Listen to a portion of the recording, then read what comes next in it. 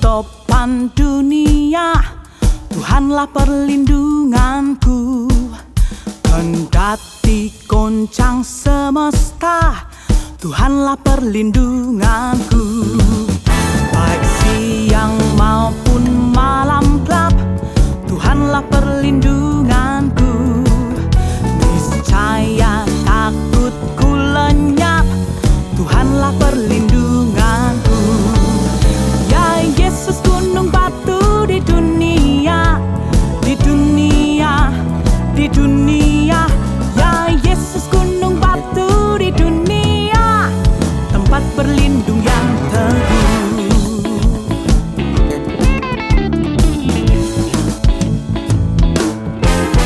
Di badai topan dunia, Tuhanlah perlindunganku. Kendati goncang semesta, Tuhanlah perlindunganku. Ya Yesus gunung batu di dunia, di dunia, di dunia. Ya Yesus gunung batu di dunia, tempat berlindung yang teguh.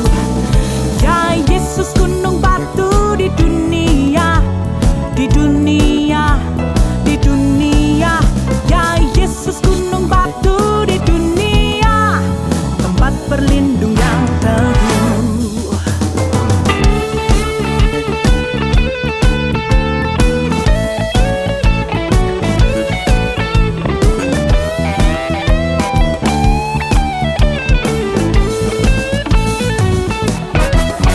Ya Yesus gunung batu di dunia, di dunia, di dunia. Ya Yesus gunung batu di dunia, tempat berlindung yang teguh. Ya Yesus gunung batu di dunia, di dunia, di dunia. Ya Yesus gunung batu di dunia, tempat berlindung yang teguh. Ya Yesus gunung batu di dunia, di dunia, oh di dunia. Ya Yesus gunung batu di dunia, tempat berlindung yang teguh, tempat berlindung yang teguh, tempat berlindung yang teguh.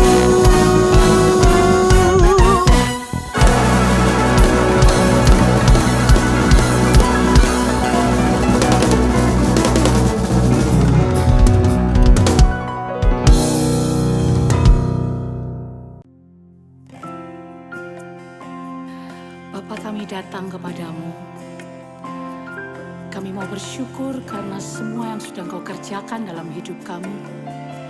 Dan kami menyadari bahwa hidup kami semua hanya karena anugerah-Mu. Kami datang menyembah-Mu ya Tuhan.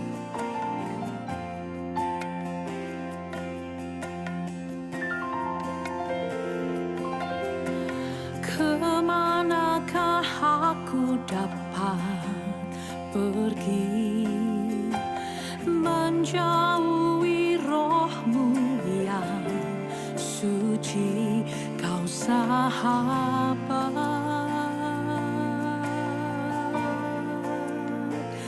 dan Kau dekat.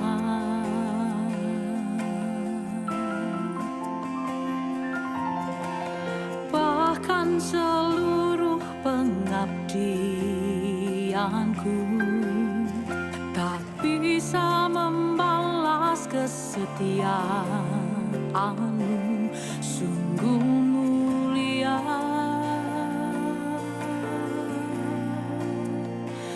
dan berharga.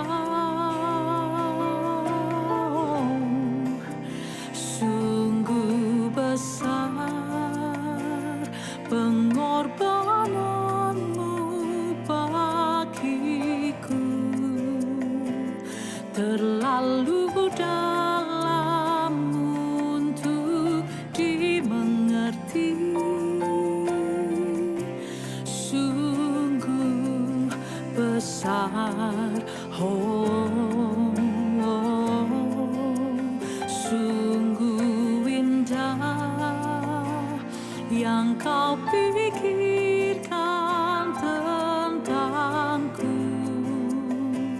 tak terselami bagiku. Sungguh indah.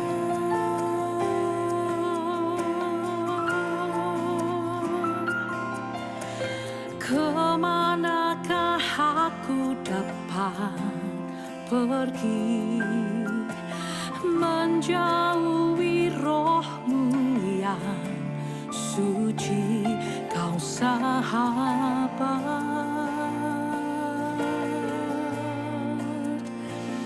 dan Kau dekat.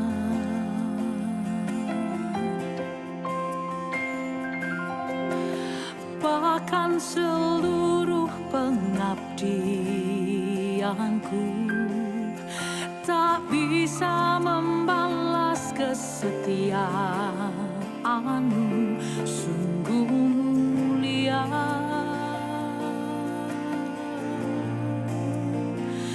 dan berharga.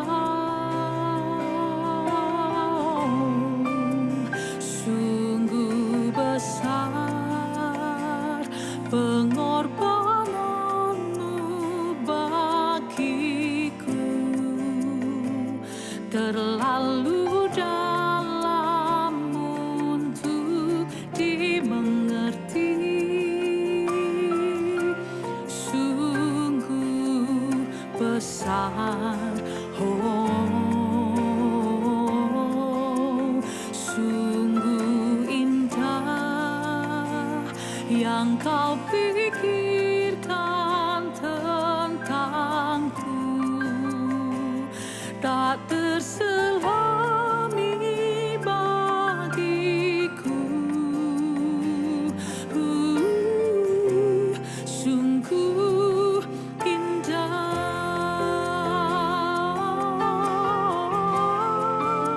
sungguh besar pengorbanan-Mu bagiku, terlalu dalam untuk dimengerti. Sungguh besar, sungguh indah yang Kau pikirkan tentangku, tak terselami bagiku. Sungguh indah, sungguh indah, sungguh indah.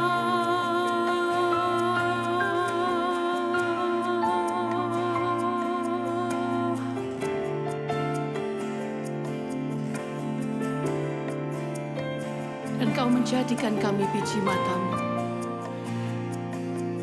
dan Engkau menjadikan kami berharga di hadapan-Mu, dan kami mulia, dan kami milik kepunyaan-Mu. Kami datang untuk menyembah, bersyukur muat kasih-Mu bagiku. tak terselami, tak dapat ku mengerti besarnya kasih setiamu. Oh, cintamu ajaib, kasih-Mu besar bagiku Tuhan, ku hargai. Oh, takkan pernah ku lupakan.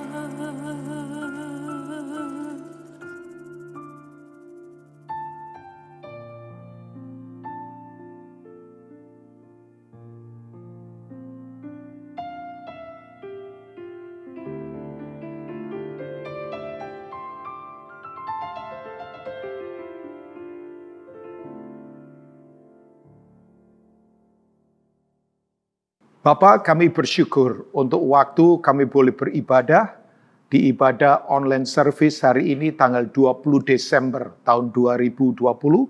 Kami bersyukur kami masuk di penghujung tahun dan kami percaya kami bisa menyeberang ke tahun 2021 dalam anugerah Tuhan. Tuhan berkati jemaat-Mu GSKI Betani yang ada di Nginden, yang ada di Manyar maupun yang ada di Sukomanunggal dan ada di Citraland. Kami percaya firman yang hidup yang berkuasa, Kau akan sampaikan, isi hatimu ditumpahkan, dicurahkan. Hamba berdoa sementara firman-Mu disampaikan, sembuhkan yang sakit, kuatkan yang lemah, bahkan arahkan kami Tuhan. Karena firman-Mu mengandung benih kehidupan yang akan menumbuhkan semua hal yang baik untuk kami mengejar keserupaan dengan-Mu. Hamba-Mu yang terbatas ini Tuhan urapi, sebab hamba tidak mampu apa-apa kalau Tuhan tidak mengurapi. Bersuaralah Pak. Demi nama Tuhan Yesus, haleluya. Mari semua kita katakan, amin. Shalom, selamat sore jemaat GSKI Betani yang ada di Nginden, di Manyar maupun di Sukamanunggal dan juga di Citraland. Hari ini tanggal 20 Desember tahun 2020 di ibadah online service. Ya, saya berterima kasih, bersyukur pada Tuhan. Bayangkan kita sudah ada di penghujung tahun. Ya, nggak lama lagi dalam anugerah Tuhan kita akan memasuki tahun 2021. Saya berterima kasih tentunya kepada Pastor Aswin Tanusaputra dengan semua diaken yang ada di masing-masing cabang. Saya berterima kasih untuk kepercayaan ini. Nah, tanpa merasa saya paling tahu, menggurui atau merasa paling pintar, sama sekali enggak. Ya. Jadi kita akan segera memasuki tahun 2021. Buat banyak orang berkata begini, tahun 2020 angkanya bagus. Tapi ada banyak pengalaman yang tidak enak. Bahkan ada orang berkata, kalau bisa skip saja tahun 2020. Tapi buat saya, tahun ini adalah tahun yang luar biasa. Ya, sebab tahun ini membuat saya kembali recheck. Saya mengalami riset dalam kehidupan. Ya, coba atur ulang lagi motivasi kehidupan saya. Nah, saya ingin sharing buat Bapak Ibu semua, karena ini berkenaan masih di bulan Natal, jadi tema saya masih akan ada pada sekitar Natal. Ya, Saudara, ada pada tema besar bahwa kita sedang menghadapi masa penantian di depan. Ya, karena kita akan segera menyongsong kedatangan Tuhan yang kedua kali. Nah, pada kedatangan Tuhan yang pertama, hari ini izinkan saya, kalau saudara suka judul khotbah adalah, saya akan berbicara tentang akar penyembahan dalam peristiwa Natal. Ya, tentunya kita akan melihat beberapa contoh orang. Natal itu sendiri artinya adalah begini, bahwa Raja segala raja itu melawat kita, dia turun jadi manusia untuk mengambil kembali tahtanya yang selama ini dimiliki atau dicuri oleh musuh. Nah, tatanya dia ada di mana? Tatanya dia ada di hati kita. Karena dia mau bertata di hati kita. Makanya beberapa orang Yahudi, ya orang Yahudi tentunya, itu salah konsep tentang Mesias. Ya, jadi kalau ada istilah atau sebutan Mesias, itu adalah Raja segala raja yang diurapi. Itu Yesus sendiri. Mereka pikir Mesias datang dengan kebesaran manusia, dengan pasukan yang banyak, dengan persenjataan yang hebat untuk kemudian take over, ambil alih taklukan Rome Empire, dan kemudian berkuasa secara fisik.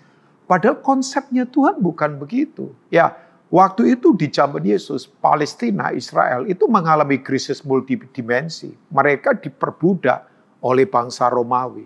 Ya, mereka mengalami perbudakan, terjadi krisis multidimensi. Bayangkan, orang Roma waktu itu brutal, liar, ya, ganas.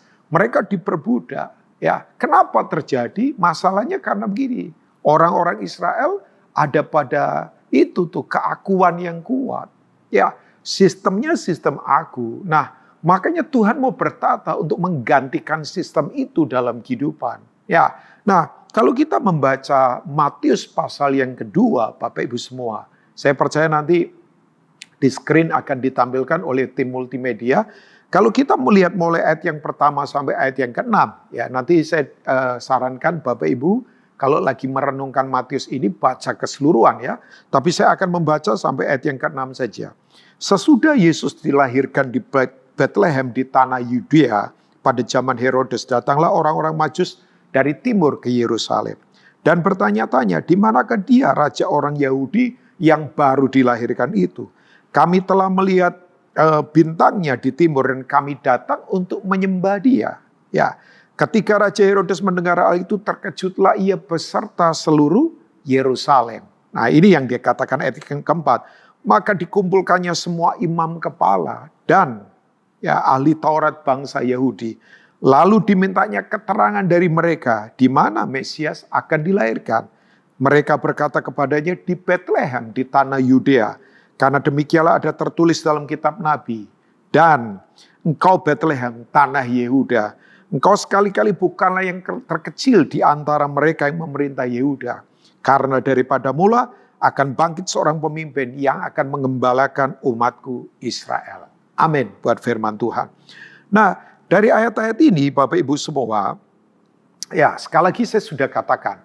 Natal itu adalah Tuhan, Raja datang untuk mengambil kembali tahtanya yang selama ini diduduki oleh musuh, yaitu keakuan sistem manusia, sistem dunia ini, egosentris. Ya, nah Bapak Ibu semua, kalau kita melihat di ayat-ayat ini, ada beberapa orang yang kemudian begini mengalami lawatan di peristiwa Natal tentunya. Ya, ada beberapa orang yang saya bisa sebutkan.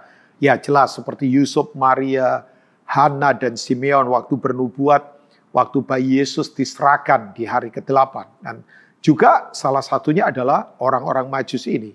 Nah kalau kita melihat Bapak Ibu, orang-orang Majus ini sebetulnya kan bukan orang-orang Israel. Jadi artinya begini, sejak kelahirannya saja berita Injil kerajaan itu sudah disampaikan untuk orang-orang dari bangsa-bangsa lain. Artinya Tuhan itu untuk segala bangsa. Bukan eksklusif hanya untuk orang Israel saja. Karena dia juru selamat untuk segala bangsa. Nah kalau raja yang hadir, maka respon yang paling benar adalah respon penyembahan tentunya. Ya, nah kalau saya bicara penyembahan, itu bukan hanya sekedar soal nyanyi, bukan hanya sekedar soal main musik. Ya, saya tahu gereja ini adalah gereja yang tim praise and worship-nya, pujian penyembahan saudara luar biasa ya. Tapi tidak sekedar itu saja. Karena kata penyembahan itu kan ya itu berhubungan dengan kata ibadah, sebetulnya ada beberapa kata di Alkitab tentunya ya. Misalnya kata latreo, itu penyembahan liturgi. Di mana waktu kita ngumpul misalnya di hari Minggu ada penyembahan yang bersifat liturgi ya, ada penyembahan pembukaan, ada praise dan kemudian ada worship ya. Nah, ada penyembahan yang harus kita tahu namanya sebomai. Itu ada di Ibrani 12 ayat 28. Karena kita menerima kerajaan, berarti ada raja yang tidak tergoncangkan. Bayangkan, goncang saja enggak apalagi hancur. Jadi Bapak Ibu enggak usah takut. Marilah kita beribadah kepada Tuhan dengan cara yang apa? Hormat dan takut akan Dia. Nah, kata hormat itu memakai kata sebomai. Itu kata sebomai itu adalah memberi penghargaan setinggi-tingginya pada raja.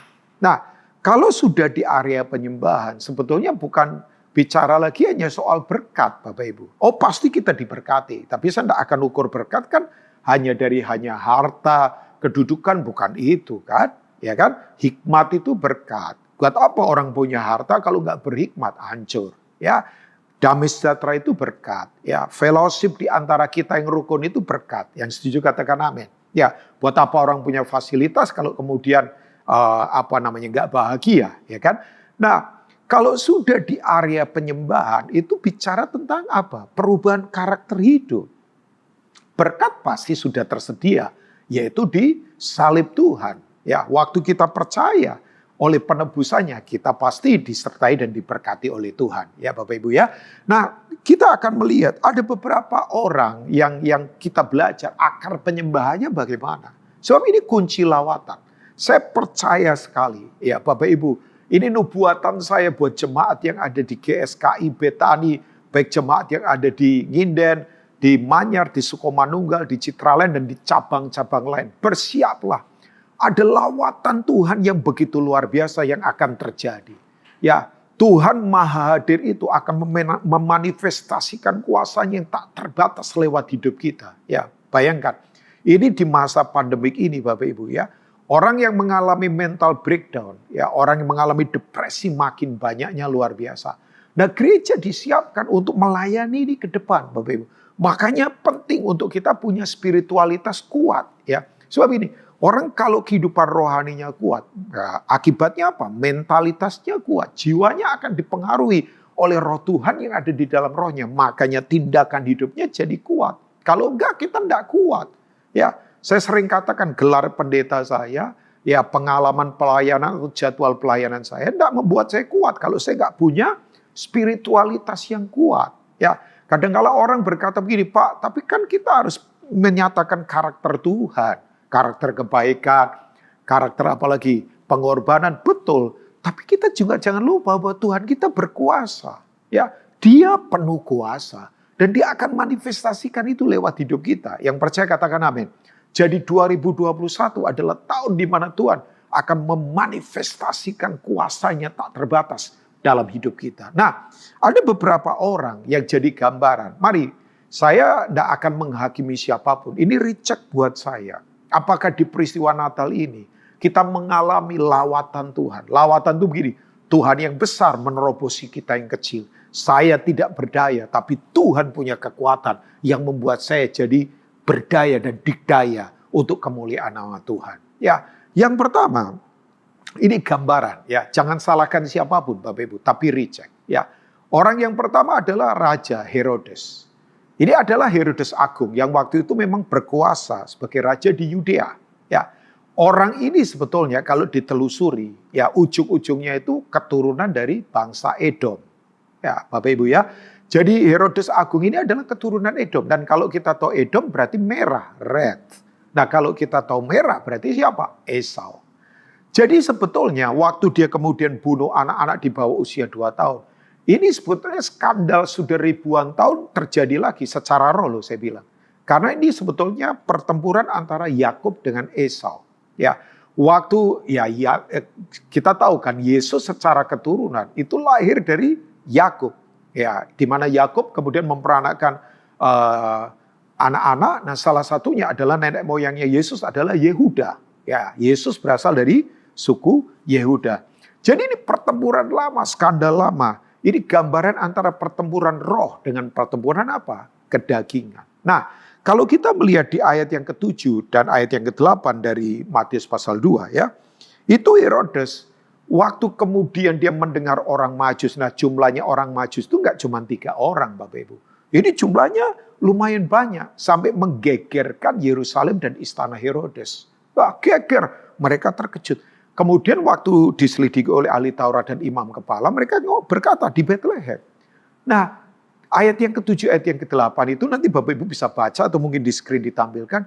Dengan diam-diam, Herodes itu menyelidiki kepada orang-orang Majus ini dan berkata begini, tolong kamu selidiki. Ya, dengan diam-diam Alkitab berkata, ya memanggil orang-orang Majus ini.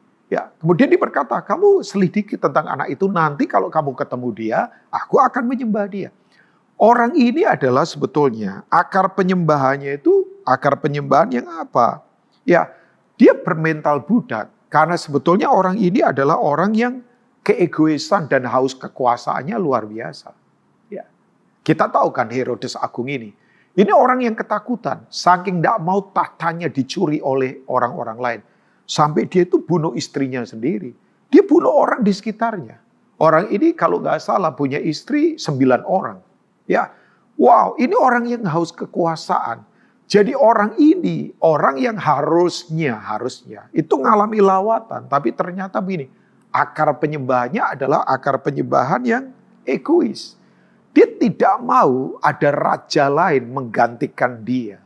Ya, karena dia maunya jadi raja atas dirinya sendiri. Ya, jadi saya harus katakan ini buat Bapak Ibu. Sekali lagi, kita nggak boleh berkata itu kan Herodes bukan saya. Tapi coba kita recheck ke dalam. Saya pun recheck ke dalam. Saya tidak mau menuduh siapapun, menghakimi siapapun. Karena begini, Natal tidak akan sungguh-sungguh apa sih namanya, berdampak hebat buat kita kalau akar penyembahan kita seperti Herodes Agung ini. Ya, dia ketakutan, dia takut kehilangan kekuasaan karena sekali lagi begini, dia mau dirinya yang menjadi raja. Jadi dia panik, dia ketakutan ketika ada raja lain yang dia dengar datang. Ya, padahal harusnya kita membiarkan Yesus berkuasa penuh atas hidup kita, Bapak Ibu. Karena saya harus katakan the big enemy, ya musuh terbesar kehidupan kita itu adalah memang keakuan diri sendiri ya Bapak Ibu ya. Ya, nah saya inginkan coba kita merenung kembali Bapak Ibu. Natal akan menjadi lawatan kalau kita berani mematikan keegoisan kita. Ya, sebab begini Bapak Ibu, kalau Natal yang adalah lawatan Tuhan itu tidak betul-betul kita alami, nanti kita akan terus ada di sistemnya dunia. Sistem dunia itu sistem keakuan. Ayatnya mana Pak Rubin? Ya Bapak Ibu bisa membaca 1 Yohanes pasal 2 ya, mulai ayat yang ke-15 sampai ayat yang ke-17. Nanti Bapak Ibu baca saja di rumah ya. Bahwa sistem dunia adalah apa? Keinginan mata. Apalagi keinginan daging, selfishness, keegoisan dan kemudian apa? Keangkuhan hidup. Semuanya itu bukan berasal dari Bapa, tapi itu dari dunia. Sistem dunia itu disebut dengan kosmos. Dunia punya sistem, yaitu yang disebut dengan kosmos itu. Bahwa sistemnya adalah sistem aku. Makanya Alkitab berkata, Rasul kasih namanya Yohanes berkata, dunia dengan sistemnya ini akan lenyap. Akan itu berarti proses. Pokoknya orang yang ada di sistem ini pasti lenyap. Tidak akan kuat. Tetapi orang yang melakukan kehendak Bapa atau Allah akan tetap apa? Hidup sampai selama-lamanya. Jadi mari kita cek Bapak Ibu semua ya. Apakah akar penyembahan kita masih pada akar keakuan? Orang berkata begini, saya menyembah dapat apa dalam kehidupan? Padahal harusnya kita mesti berpindah. Saya bisa memberi apa, bukan mendapat apa lagi. Ya, karena begini, Tuhan sudah memberikan semua yang terbaik buat kita. Bapak Ibu nggak usah khawatir. Baca Efesus 1 ayat yang ketiga. Bahwa segala hal yang baik, segala hal yang luar biasa itu Tuhan sudah berikan buat kita. Sudah, bukan akan.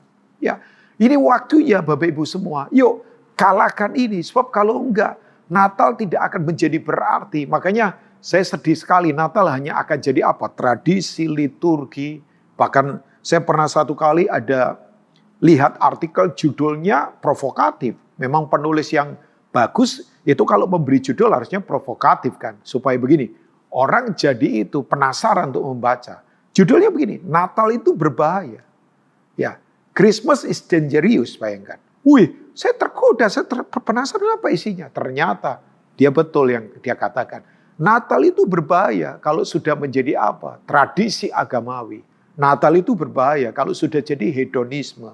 Ya, mesti orang kalau Natal harus apa? Baju baru, sepatu baru, apa baru ya. Bahkan orang bercanda istri baru, suami baru. Nggak boleh itu ya Bapak Ibu ya. Tapi memang Christmas is dangerous. Natal itu berbahaya kalau kemudian Natal sudah menjadi hedonisme dalam kehidupan. Nah, saya kembali lagi mengajak kita, yuk kita kembali lagi Bapak Ibu. Untuk kembali akar penyembahan kita benar. Nah, yang kedua, gambaran yang kedua adalah ini dia. Tadi sudah jelas bahwa Herodes walaupun raja, tapi mentalnya adalah mental orang yang diperbudak. Ya, makanya Bapak Ibu jangan lihat orang keren-keren dari luarnya, dari jabatannya. Apakah hidupnya diperbudak? Ya, diperbudak harta, diperbudak kekuasaan. Yang paling mengerikan adalah orang kalau diperbudak keakuan.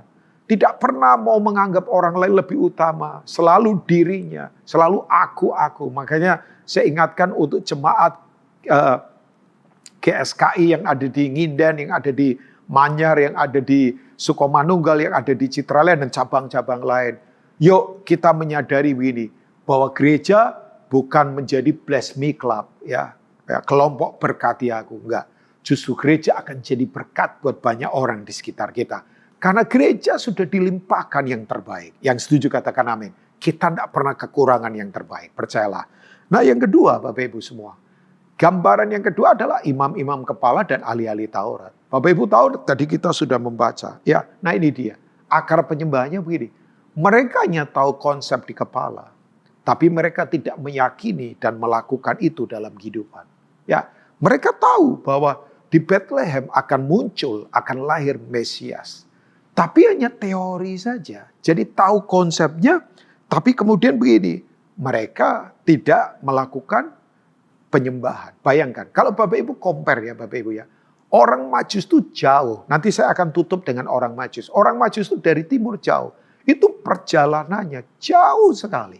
Ya, tapi kemudian begini. Sementara ahli Taurat dan orang-orang Farisi itu, imam-imam kepala, jarak antara Bethlehem dengan Yerusalem. Ya mereka ada di Yudea, di Yerusalem. Itu ke Bethlehem kan dekat sekali. Dekat sekali. Yang luar biasa begini, yang dekat nggak dilawat Tuhan. Sementara yang jauh dilawat Tuhan. Makanya saya takut sekali dengan ayat yang berkata ini. Yang terdahulu jadi terkemudian. Yang terkemudian jadi terdahulu. Kan tragedi. Ada orang berkata, saya sudah Kristen puluhan tahun. Bukan itu isunya. Ya, bukan isunya, saya punya jabatan. Bukan itu isunya. Tuhan lawat terus gak hidup kita. Jangan sampai kita bangga dengan pengalaman, ternyata kita gak ada di dalam lawatan Tuhan. Bapak Ibu ya. Jadi begini, dekat tapi tidak dilawat. Kenapa? Karena mereka hanya tahu konsep. Nah saya berdoa, yuk Natal tidak hanya menjadi sebuah teori, tapi menjadi pengalaman nyata.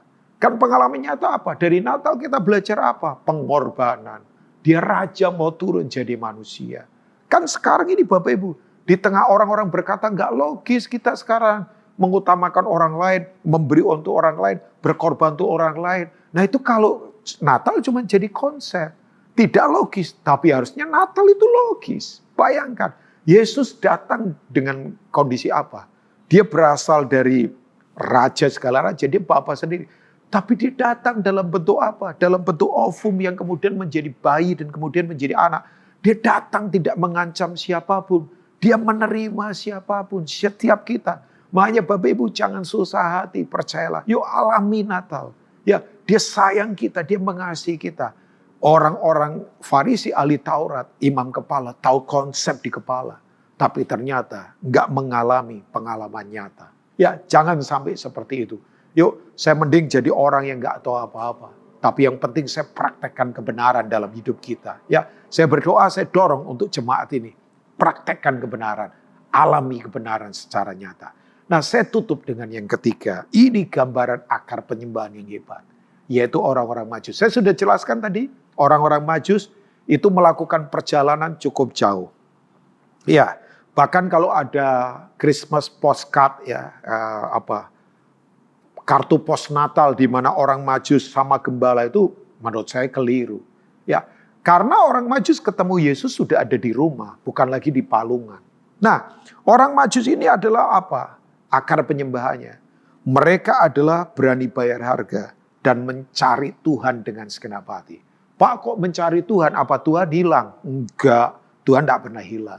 Dia selalu bersama kita. Immanuel kan? Tapi begini, mereka punya apa yang saya sebut dengan desire. Mereka punya passion, mereka punya kerinduan yang begitu dalam untuk berjumpa dengan lawatan Tuhan. Ya, saya katakan ini buat Bapak Ibu semua. Orang kalau dipenuhi kasih Tuhan, wah misalnya ya, Bapak Ibu kalau mengasihi seseorang, Bapak Ibu akan rela berikan apa saja untuk orang itu. Karena orang itu mengasihi orang itu kan Bapak Ibu ya. Nah yang luar biasa adalah orang Majus ini gambaran dari begini. Bentuk ke sebuah perjalanan kemusafiran. Di mana itu saya yakin dalam perjalanan mereka pakai kemah pasti. Nah kemah itu kan sebetulnya kalau Bapak Ibu lihat konsep di Alkitab. Tuhan datang kembali yang kedua kali pun dalam Wahyu 21.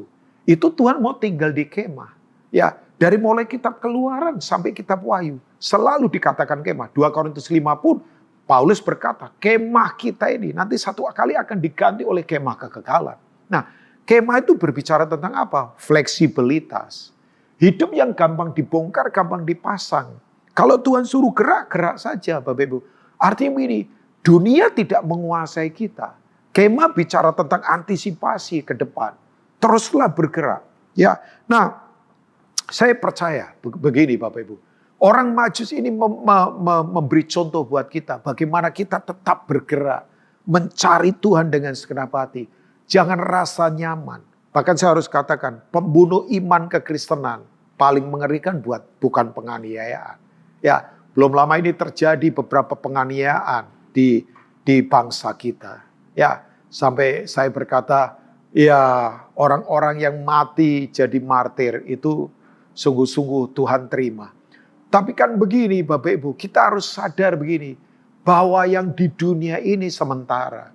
Jangan sampai kemudian kenyamanan mengganggu kita. Ya, saya katakan uang, kedudukan, harta, fasilitas, sementara gak ada yang kekal di dunia ini, percayalah.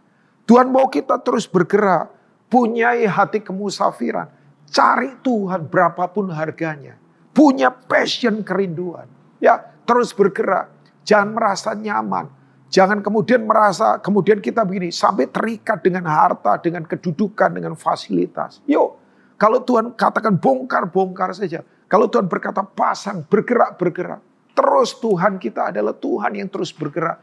Dia mau kita bawa kita pada move on. Makanya tadi saya katakan, bersiaplah jemaat GSKI yang ada di Nginden, di Manyar, di Sukomanunggal, di Citraland, dan cabang-cabang yang lain. Sudah akan mengalami lawatan luar biasa untuk jadi berkat di 2021, percayalah. Ya, saudara pasti akan mengalami itu. Nah, Bapak Ibu yang luar biasa, waktu mereka ketemu bayi Yesus di rumah, mereka persembahkan ada 3, emas, kemenyan, dan mur. Secara singkat, emas gambaran apa? Purity, kemurnian. Emas semakin dibakar, semakin murni. Ya, kemudian mur bicara apa? Mur itu adalah untuk mengawetkan. Itu bicara tentang konsistensi kehidupan. Mesti konsisten dalam kehidupan. Kemenyan bicara apa? Wangi-wangian. Hidup yang punya karakter Kristus dalam kehidupan. Bapak Ibu, ini saya akan tutup dengan ini. Kalau Bapak Ibu nanti baca ayat yang ke-9 dan ayat yang ke-11. Boleh ditampilkan nanti di skrip. Yang luar biasa begini. Tuhan menuntun orang Majus itu ada di pusat kebangunan rohani lewat apa? Bintang di langit.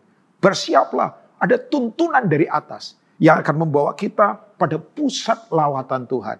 Nah sayangnya sih, orang definisikan lawatan kebangunan rohani hanya acara ekstravaganza di mana ada selebriti di situ. Bukan itu. Kebangunan rohani adalah begini. Waktu kita mengalami jamahan Tuhan walaupun sendirian, mata kita tetap bisa menangis buat orang-orang lain. Makanya Tuhan berkata, kalau kamu berdoa, masuk ke kamar, kunci pintu. Biar hanya Bapa yang melihat dan mendengar dan menjawab. Sayang kita hidup di masa sekarang narsisme. Apa-apa mau diumbar lewat medsos. Ya, makanya betul. Medsos seringkali membuat begini. Proses Tuhan belum selesai, sudah diumbar. Yuk Bapak Ibu, masihkah kita punya kedalaman dalam revival? Ada tuntunan dari atas. Kiri kanan depan belakang mentok. Tapi di atas ada jalan. Tapi yang berikutnya lagi, Alkitab berkata begini. Mereka punya jalan lain, ayat 12. Tidak lagi kembali kepada pembunuh. Walaupun Herodes berkata, kembali lagi nanti beritahu aku. Dia pembunuh. Kan ada banyak di sekitar kita. Pembunuh iman, pembunuh sukacita, pembunuh strategi dari Tuhan, pembunuh potensi. Ya, Tuhan akan beri jalan lain untuk kita tidak ada di situ. Bersiaplah Bapak Ibu, alami lawatan Tuhan. Tuhan memberkati Bapak Ibu semua. Saya ingin berdoa buat Bapak Ibu semua. Mari tutup mata di rumah masing-masing. Taruh tangan di dada kita. Korapa shekete karapalapa. Sandere kete karapapa. Berkati umatmu hari ini. Biar firman yang kami sudah dengar menjadi kekuatan yang menumbuhkan.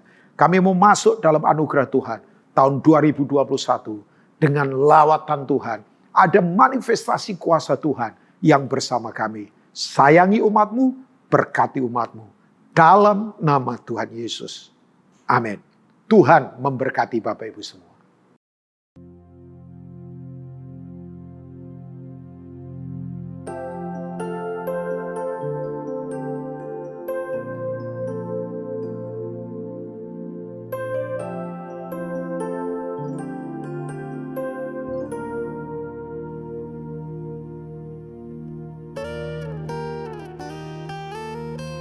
Give thanks with a grateful heart. Give thanks to the Holy One.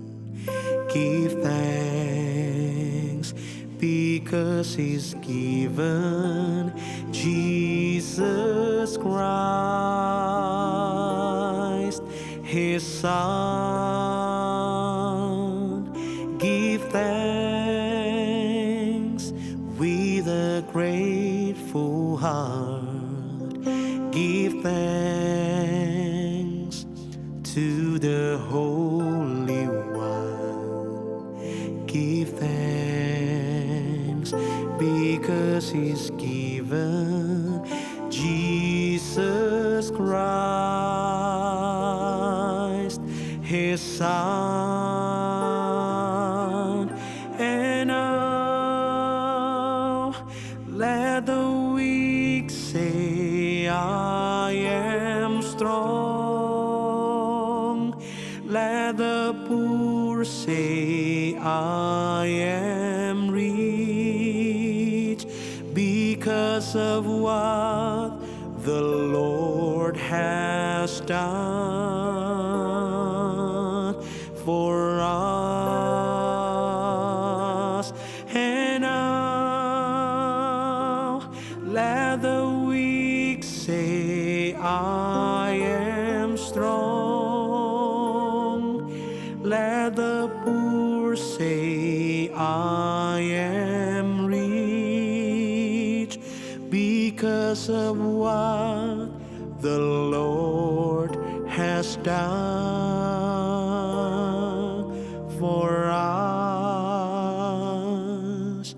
Give thanks.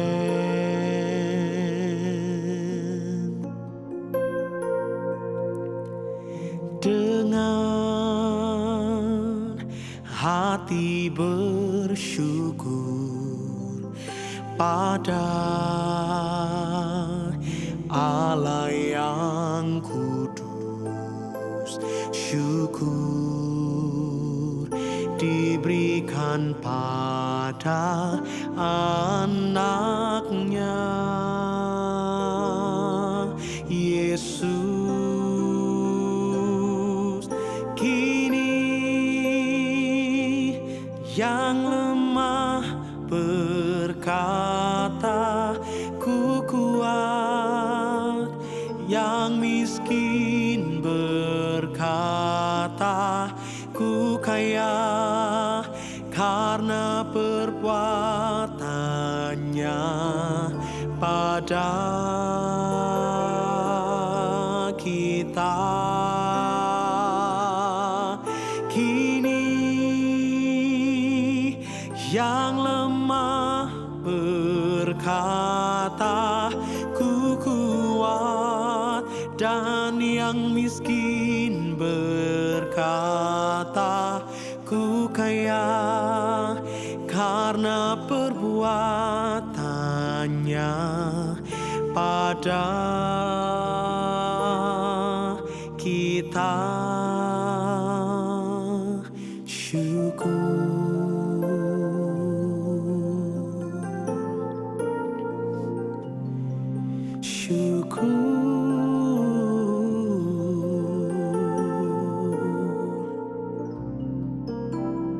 Segenap hati bersyukur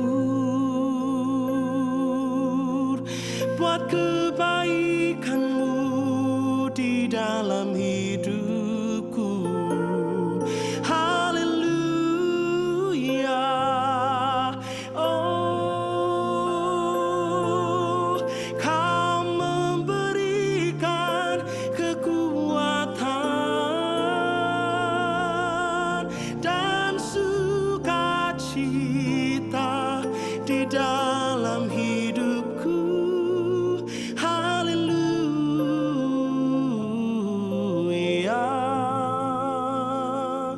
Hatiku bersyukur,